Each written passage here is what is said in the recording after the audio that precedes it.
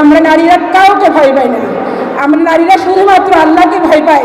আমরা অনেক জুলুমের শিকার হয়েছি, অনেক ছেলেদের অনেকের জীবন গেছে, অনেকের জীবন গেছে, আর জীবন দিতে চাই না। আর কোনো মায়ের কোল আমরা খালি হতে দিতে চাই না।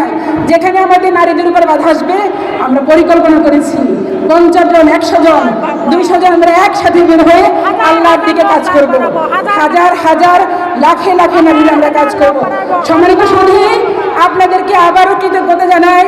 আল্লাহর কাছে আপনাদের জন্য দোয়া করি, জাযাকাল্লাহু খাইরান। আমাদের বলে দিতে চাই বাংলাদেশবাসীকে, যত রাজনৈতিক দল আছে, যত প্ল্যান থাকুক, যত কিছু থাকুক, বাংলার মাটিতে নারীদেরকে তত জুলুম করবেন, নারীরা আরো বিপ্লবী হয়ে আল্লাহকে সাথে নিয়ে তারা ময়দানে বিচরণ করবে। আমরা নারীরা কাউকে ভয় পাই না।